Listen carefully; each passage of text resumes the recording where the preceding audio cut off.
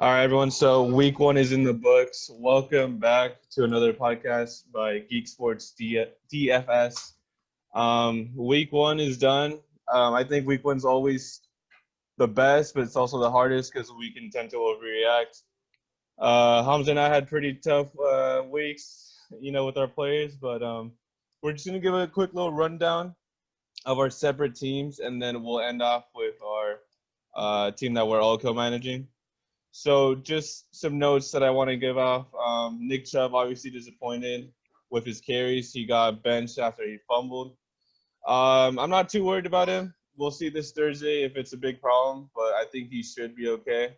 Le'Veon Bell is someone that I expected to disappoint me, so I'm not too mad about that. Michael Thomas is probably the worst one in terms of I expected a lot from him, and now he's injured, and he's probably going to play through that injury. And that injury is a bad one for receivers. His change of direction is affected. I think his floor is relatively the same, but his ceiling is massively tilted to maybe 15 points, 20 max, just because he won't be able to get those yards after the catch now. Deontay Johnson, he got the targets, but a little disappointing, but he should be good. Everyone else was, I'm not concerned about. So, yeah, I lost that week pretty bad, but honestly, don't overreact. It's week one. I'm not worried about it. The waiver wire looks pretty deep, too, so I'll be looking to make some moves on that. All right, Hamza, do you want to talk about yours? Yeah. Hey, guys. So I had a pretty rough week, too. So I did play Eric in right here, and my team let me down. On paper, my team was looking good, too. Mixon, Eckler were my biggest disappointments. Both got 19 carries, but no touchdowns, barely involved in the passing game. I think with Tyrod Taylor, Eckler's going to have a difficult time in the passing game, and Eckler's carries are being thrown by Kelly in the red zone. So that's a big red flag right there. Mixon, I believe he'll be okay. He just has to get his rhythm going with Joe Burrow. I think Giovanni Bernard got about 24% snap share, so it's not great, but he's still cutting into the workload.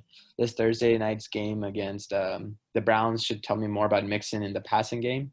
Other than that, Brandon Cooks, I was high on him all off season. I believe with his injury, he was a little bit limited. This week against the Ravens, a high-scoring game, I'd expect Brandon Cooks to have a high ceiling this week, bearing any injuries or anything like that. Other than that, my team did good. My bench did really good. We'll go more into talking about some of these players later on. The only person most likely I'd be dropping on my bench is Sonny Michel. Looked like the Patriots were struggling with their run. It looks like Cam Newton is going to be the main rusher there too. And that's something I want to stay away from. But yeah, from here on, I'll pass it on to Eric. Okay, so I faced Hamza this week and I won. Nice to start season 1-0. But at the last second, I had to pivot from Stafford with Galladay being out. So Garoppolo took over and did well fantasy-wise. Todd Gurley was okay. I think they started benching him once they started getting blown out in the late third, fourth quarter. So not too worried about him as long as he can stay healthy. Jones, Metcalf all look great. Kelsey also amazing, but loss of Marlon Mack with his torn Achilles is definitely going to hurt. I don't know. I believe that he'd be really good early season, be utilized a lot, especially because Phillip Rivers throws to the running back, and he looked good in one quarter. But now I have to find a replacement, which will probably be in Melvin Gordon, but Gordon did not get the snaps I was hoping for, even after Lindsey got hurt. So I'm going to be in a little trouble depth-wise. So going to have to find a replacement on the waiver wire this week, but overall not terrible. I guess we'll just have to see. But with that being said, why don't we move into our league, the one that we're co-managing? Yeah. So this is a rough week for us. Derrick Henry saw 34 touches and put up 16 points. So I don't expect either of those to happen again this season. Nick Chubb and Odell, I have no idea what happened with them. I'm hoping that it's just because they got blown out and Baker Mayfield was lost and, some shaking off some preseason rest. But any thoughts for you guys? Odell, the 10 targets is very promising.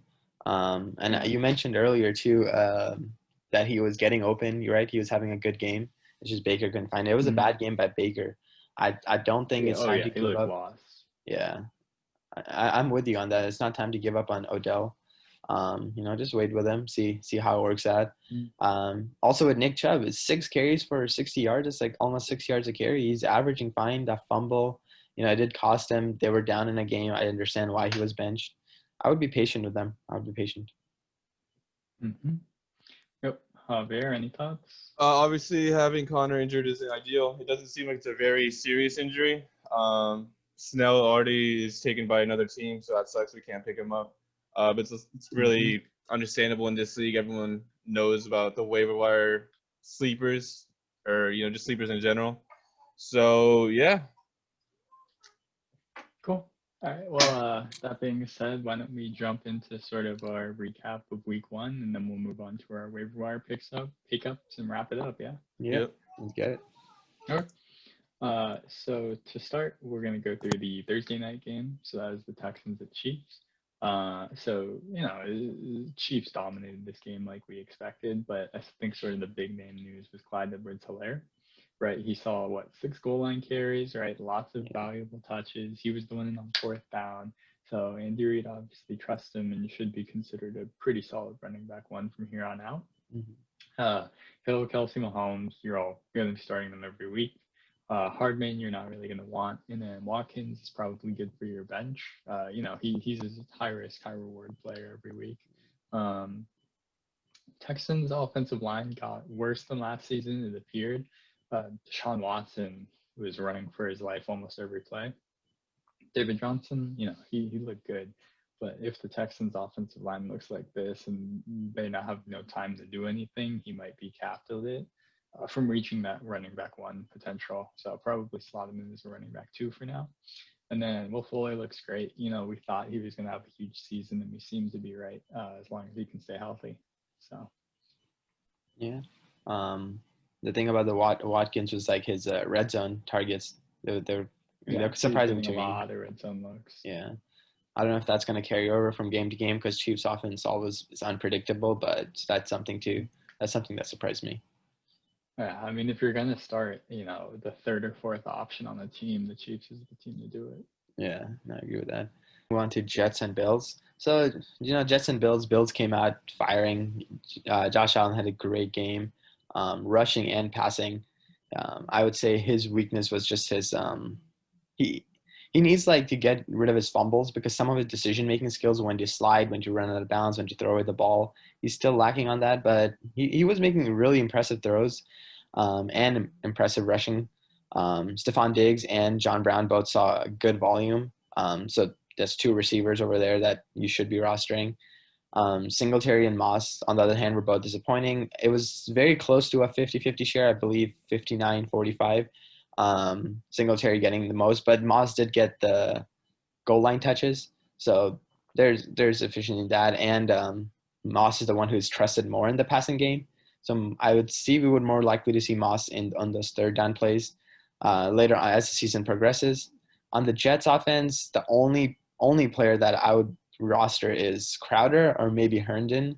Crowder 24.4 I think fantasy points this week.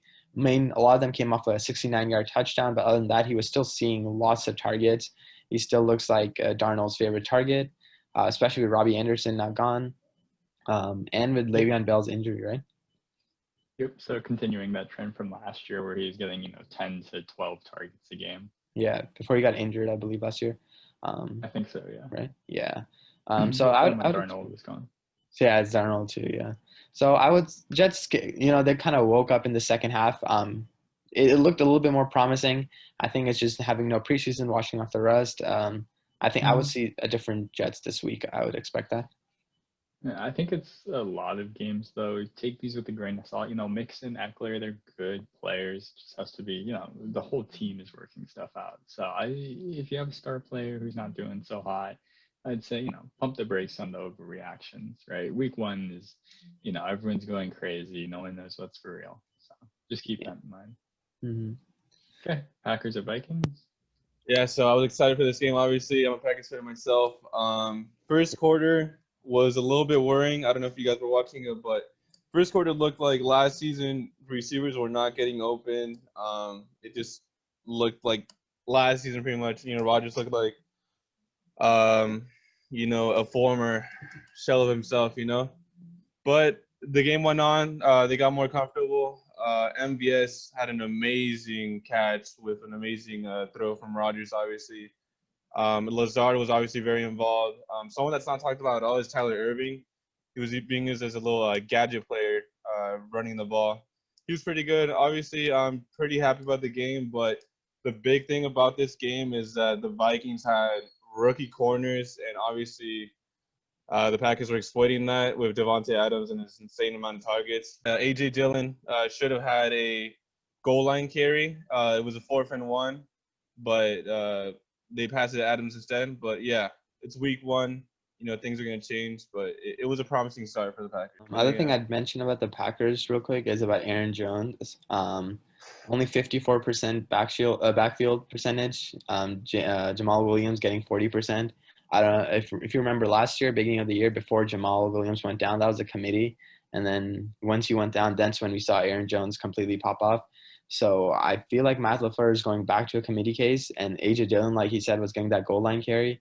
So A.J. Dillon in the mix too. I think he got 10% this week, so I expect that to rise too. I would be low on Aaron Jones from here on out.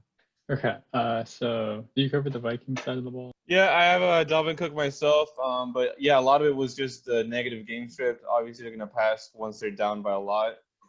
There was one point where Kirk Cousins got sacked by Jaire Alexander and for the safety, so obviously that was a big turning point. But he's one of the best running backs. I'm not worried for him. Adam Thielen had a really great performance against Jaire Alexander, which was worrying, but yeah, Thielen's your number 1 receiver. He's good. Vikings, they should be, the team that we expect with Kirk Cousins, Yeah, I mean, the one thing that concerned me is Cook only had 2 targets when they were down so much.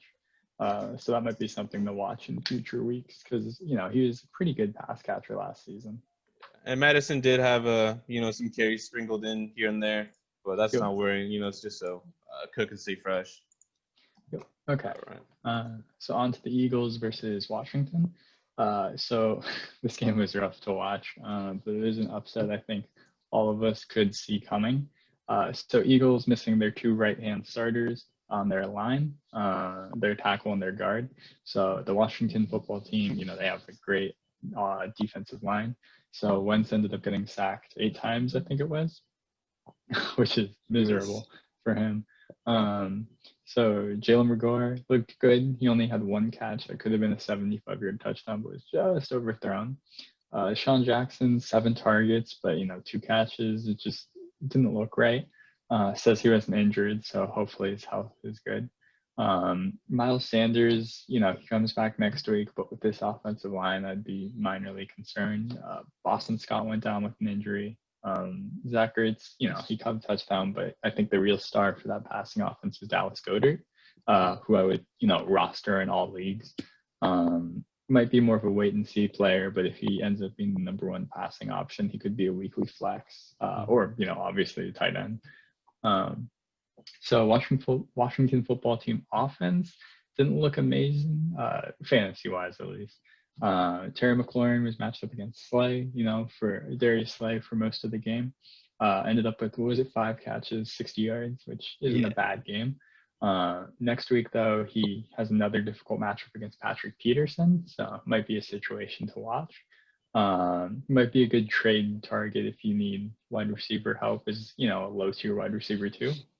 Running back situation is a mess like most of these teams, with Barber getting 17 carries for, 29 yards? 29 yards and 2 touchdowns. Yeah, that's bad. So Antonio Gibson, man, you can keep stashing him if you want, but he is buried right now. And then Logan Thomas looked like a good sleeper tight end. He looked like a good target for Dwayne Haskins. So yeah, that's all I have to say about that game. Yeah. Another thing about the backfield for the Redskins, Washington, I apologize, is just that I don't know if they were behind, but even if they were behind, I believe most of their games this year will be playing from behind. But J.D. McKissick got 44% of the snap share, and Gibson only got 26%, even though Gibson did start. So they're going to be playing from behind all year. And if J.D. McKissick is the back they're going to go to, then I don't know if Gibson is even worth rostering. Yeah, it's going to be hard to justify a roster spot unless you're in the deeper league. Yeah. Yeah, Browns Ravens. That was a rough game from the Browns. Browns literally looked like the same team from last year. It was a bad game, but Ravens do have a good defense, good offense. So I wouldn't be too scared about the Browns. I would wait to see what happens this Thursday against the Bengals, a much easier matchup. So like Ravens look dominant. Marquise Brown, great game. We expected that. 5 catches, 101 yards, and that's against Denzel Ward, and good cornerback. The surprising thing about this was the backfield carries. Ingram and Dobbins, I believe. Let me just check this real quick. Both had. Ingram had 36%, Dobbins at 39%, Edwards at 25%. But that's also the game script being down. They're running up the ball a lot more. On the Browns, we talked about it earlier, wouldn't be scared of Chubb or Odell. Baker had a rough game, and Chubb was averaging a lot of yards. Odell saw 10 targets, and he's in trade talks too. So if he does go to a different team, he's going to be a monster. I just wait on it, see how that goes. Let's. Colts Jags. Yep, Colts Jags. Obviously, the biggest storyline here was Marlon Mack getting injured. We all saw how well he was doing before that Achilles injury. Hey, 9 points, 1 quarter. Yeah, that sucks for him on his last year of his contract too. But for the waiver wire, obviously Hines in PPR, massive value there. And then Taylor gets boosted up heavily as well. And Jags, no one really expected that. I think we all expected them to really try to tank, but I guess Minshew doesn't want to. He was doing extremely well, very efficient. James Robinson had 100% of the carries, the only running back to have that this week. That's what I'm going to say. How about you guys? I have no idea which wide receiver you want in that team. I mean, Keelan Cole is the leading receiver, but him, Shenuel, and Shark all had like 3-4 catches for a touchdown. So I wait and see, I guess. I mean, I wouldn't pick up Cole, not yet, but I don't know. I'm still not super confident in that offense, but we'll see. Shark's the only player I would want for now. So Raiders and Panthers up next. So Josh Jacobs, 3 touchdowns. He was the primary option. I think he led his team in target share as well. So he's set for a really good season. Henry Ruggs looked good, 5 targets in the first half, including I think it was a 55-yard catch. Might be a good trade target if you want, but Hunter Renfrow and Bryan Edwards, 3 targets combined. So I don't know if there's much room for them on that offense. Teddy Bridgewater looked good. DJ Moore had 9 targets, but only 5 catches. I assume he'll have better efficiency in games to come. Robbie Anderson looked really good, 75-yard touchdown. So we'll see if he ends up developing into a capable option there. Curtis Samuel had 8 targets, but only 38 yards. So I think he'll remain a gadget player this year, but I'm hopeful that, he'll break out into something nice. With that being said, Bears-Lions. Yeah, Bears-Lions. Montgomery and Cohen both looked very rough. I would be worried about them. I don't know how reliable they can be. Montgomery may be a deep league flex. However, the passing game, Mitchell Trubisky, I like him as a quarterback personally, and he had a good game. Anthony Miller and Allen Robinson both put up numbers. I believe Anthony Miller did get the touchdown though, and there are trade talks going around about Allen Robinson. So that's something to keep an eye out just in case. But Anthony Miller, I believe, is worth rostering. He's a good flex play based on how Trubisky and if he can keep up his performance. Jimmy Graham also saw 7 targets, but he didn't end up doing much with them. But that's something to keep an eye on. For the Lions, Matthew Stafford, he looked really good from what I saw. He was missing his top target, Kenny Golladay, due to an injury, but I would expect him to come back next week. The backfield was not what I expected. Even though Adrian Peterson had to put up over 100 scrimmage yards after signing with his team and dominating the carries, Swift got the majority of the backfield percentage, 44%. He did end up dropping the game-winning catch. So I don't know how the Lions feel about that. Yeah, honestly, any Lions fans out there, I feel for you after that. But I would Swift is a good trade target. His value is low right now. Okay, so Seahawks at Falcons. This is a fun game to watch. I think the Seahawks finally decided to, unleash Russell Wilson passing wise. And I mean, he was torching the Falcons. Metcalf and Lockett appeared to be that wide receiver 1 and 2 duo that we were hoping for. Chris Carson had a good fantasy week, but only saw 12 touches, which is definitely reason for concern. Carlos Hyde outcarried him and got the goal line snaps. So I would suggest trading Chris Carson while you still can. I genuinely don't think that his performance is going to be sustainable. Matt Ryan, 450 yards, 2 touchdowns, looked, great as always. I don't think that, Russell Gage, who had 114 yards, is going to be a weekly starter, solely because he's not going to get that volume every week. Mm-hmm. But, Ridley, Julio locked in. Gurley looked great at the beginning, but like I mentioned earlier, I think they started resting him once they were getting blown out. So we'll watch and see how his usage is, but he looked, like the only capable running back on that team. Yeah. All right, so Patriots at Dolphins. I think the main takeaway here is that Cam Newton is back to being a fantasy relevant player. Mm-hmm. We all saw what he did in those 2 rushing touchdowns. Julian Edelman is slowly being eased back in, so just have to wait on that. That being said, I think Cam Newton is really the only Patriot I'd be comfortable starting. N'Keal Harry, James White. Deeper leagues, you can start him, but, for smaller leagues than that, I think you're better off somewhere else. Gesicki, he was held all day, so I think you should be okay with him. Just wait on these players, Say you could probably cut Sony Michel at this point. Yeah. Mm-hmm. Other thing, if Parker's injury is concerning, Preston Williams becomes the number 1 option on the offense. So whoever's the QB, either Tua or Fitzpatrick, I would expect Preston Williams to have a good season if Devontae Parker's out. Yep. I'll move on to Chargers at Bengals. Yep. So this is the first time we saw Tyrod Taylor since 2018, I believe. And he was able to get a win. I would say a lucky win. Cincinnati. That kicker, that was a rough kick. It was super. It was a bad week for kickers. Bad week for kickers. Even with empty stadiums, it's kind of surprising. But the bad thing I see about the Chargers right now is Eckler. He was not being targeted at all by Tyrod Taylor. Tyrod Taylor loved targeting his receivers, and not Keenan Allen actually. Mike Williams, he was getting a lot more targets. Hunter Henry had a good game. So I wouldn't be too concerned about Keenan Allen right now.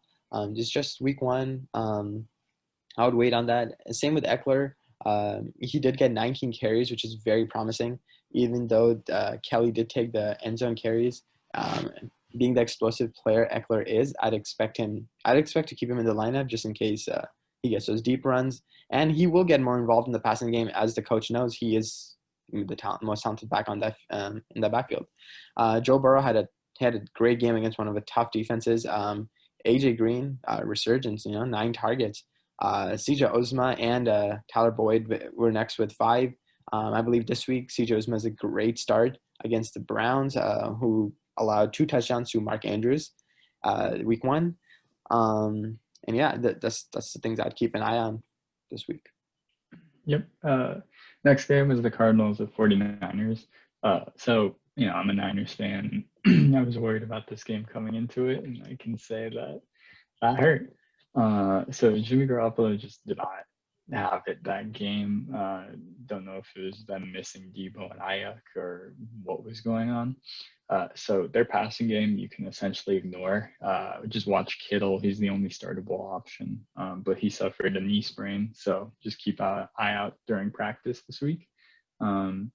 Running backs, Mostert and McKinnon dominated the snap percentage, but Coleman was sitting out because of the air quality.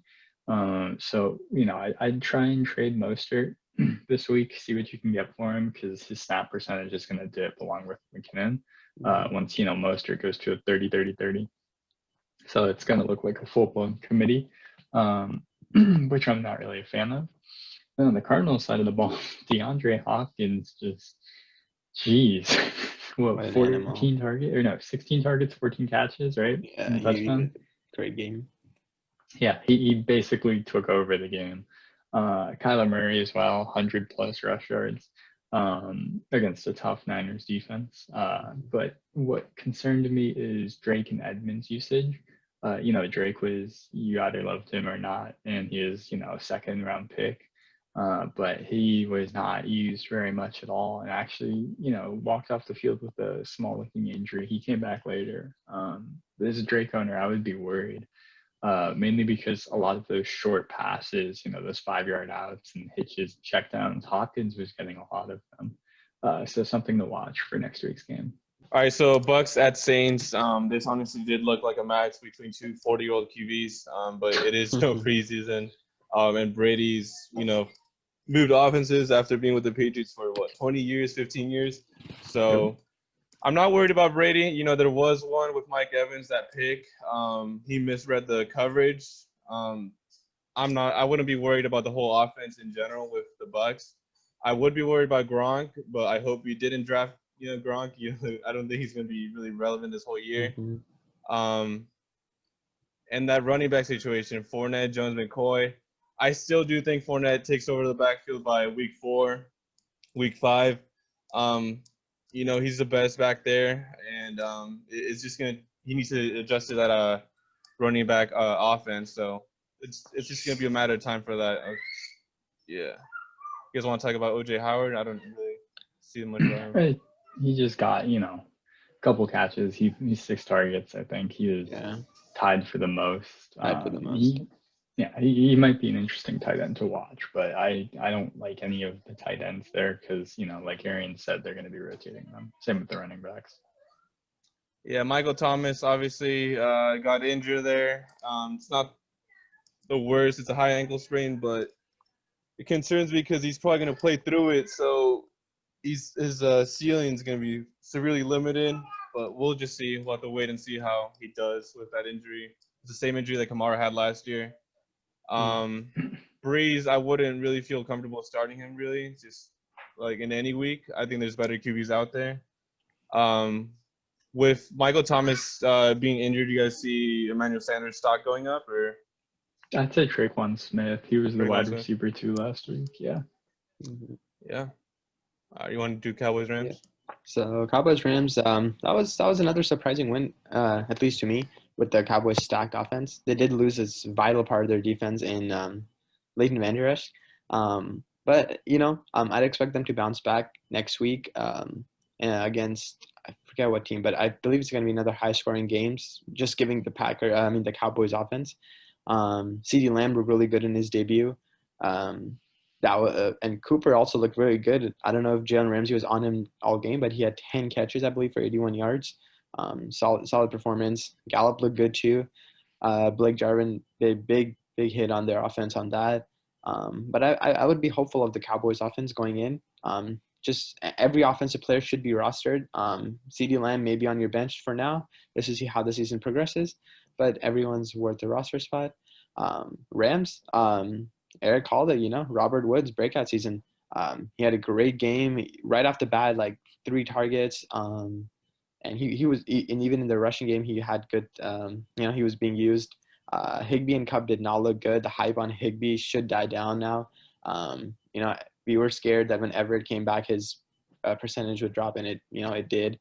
And Cup looks like he's not that number 1 target for Goff anymore. I think there's a change in that offense, how they're running things. Cup is a player, he's going to be a flex, low-end flex, maybe based on matchup. Other than that, the backfield, Malcolm Brown looked really good. 110 yards, 2 touchdowns. It was solid. Akers got a decent workload, but was not averaging any yards. He's going to be slowly working his way into the backfield. I would say Malcolm Brown should be rostered right now. Should be the number 1 waiver wire target this week. He's a good player to target right now. They trust him in the red zone. They trust him in the passing game. I would roster him. I think it's also important to note that Gerald Everett left the game early with an injury. Oh. So you might want to monitor that for Higbee's That's status. true for Higbee's. Yeah. Anyways, so moving on to the Monday night games, they were both pretty boring. Ben Roethlisberger looked kind of rusty, but Juju Smith-Schuster, resurgence is upon with Ben Roethlisberger at quarterback. Deontay Johnson, 10 targets, but some drops and a muffed punt. So we'll see if that impacts how much he plays. Claypool had a couple of really nice catches, slightly OPI on one of them. But if somebody goes down, he might be a good, flex. But I wouldn't roster him unless you're in a deeper league.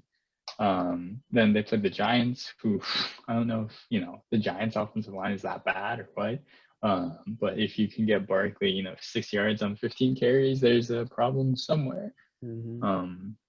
Daniel Jones looked good, -1 just bizarre interception in like the third quarter. His number one option, Darius Slayton.